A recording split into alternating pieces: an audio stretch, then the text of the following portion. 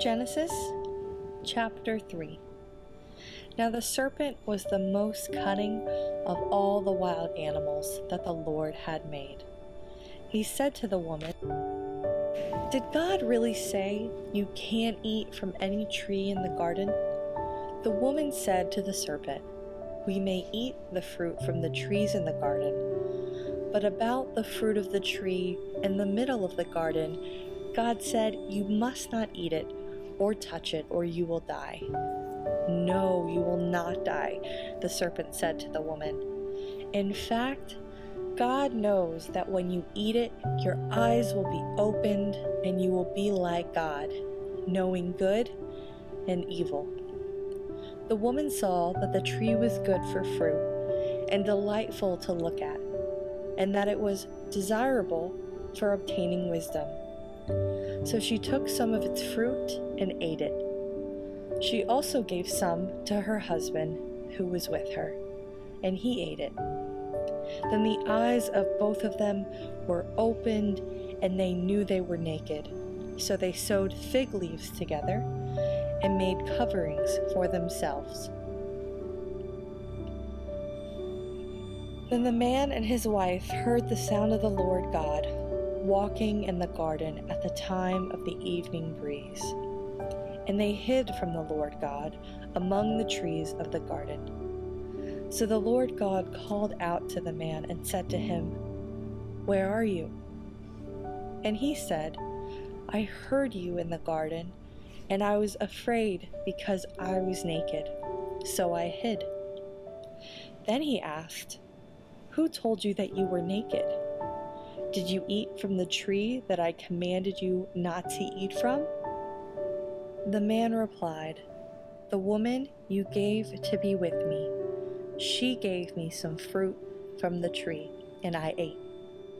So the Lord God asked the woman, "What is this you have done?" And the woman said, "The serpent deceived me, and I ate."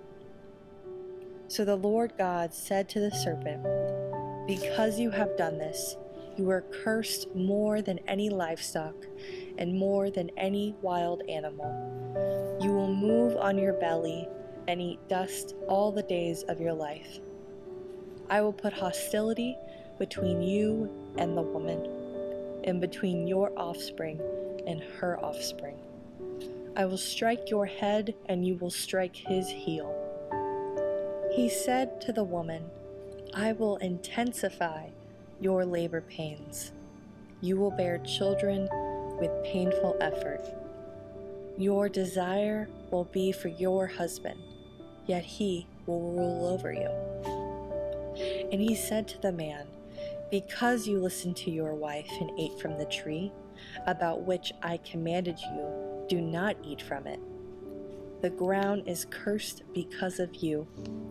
You will eat from it by means of painful labor all the days of your life. I will produce thorns and thistles for you, and you will eat the plants of the field. You will eat bread by the sweat of your brow, until you return to the ground, since you were taken from it, for you are dust, and you will return to dust." The man named his wife Eve, because she was the mother of all the living. The Lord God made clothing from skins for the man and his wife, and he clothed them.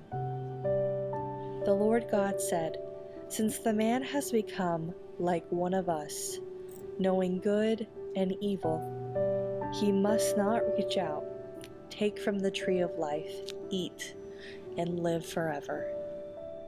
So the Lord God sent him away from the Garden of Eden to work the ground from which he was taken. He drove the man out and stationed the cherubim and the flaming whirling sword east of the Garden of Eden to guard the way to the tree of life.